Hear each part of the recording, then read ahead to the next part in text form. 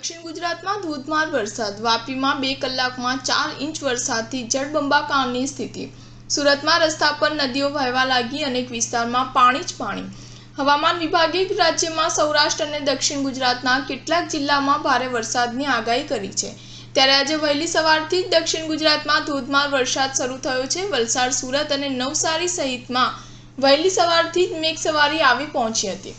વાપીમાં 2 કલાકમાં 4 ઇંચ વરસાદથી જળબંબાકારની સ્થિતિ સર્જાઈ છે. તો સુરતમાં રસ્તા પર નદીઓ વહેવા લાગી છે, તેમજ અનેક વિસ્તારમાં પાણી જ પાણી જોવા મળી રહ્યું છે.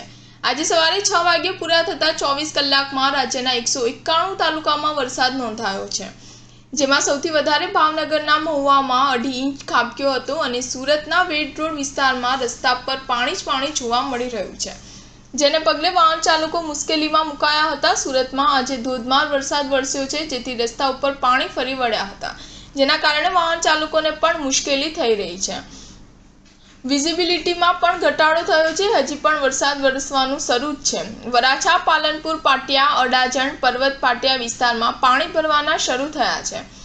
વાપીના મુખ્ય રસ્તા પર વરસાદી પાણી ભરાતા દુકાનો અને ઘરોમાં વરસાદી પાણી ઘૂસ્યા હતા. ધોધમાર વરસાદથી વાહન ચાલકો અને સ્થાનિકોને ભારે હાલાકીનો સામનો કરવાનો વારો આવ્યો હતો. જામનગરના કાલાવડ વિસ્તારમાં પણ જીવાદોરી સમાન બાલભંડી ડેમમાં નવા નીર આવ્યા છે. તાલુકાના ગ્રામ્ય વિસ્તારમાં ભારે વરસાદ પડતા બાલમભંડી વિસ્તારમાં નવા નીર આવ્યા છે. તાલુકાના મુડીલા, બાલભંડી, દાણીધારા, ખીજડીયા સહિતના ગ્રામ્ય વિસ્તારોમાં ધોધમાર વરસાદ વરસ્યો હતો. સ્ટાર ન્યૂઝ 7 હંમેશા સચ્ચાઈની સાથે.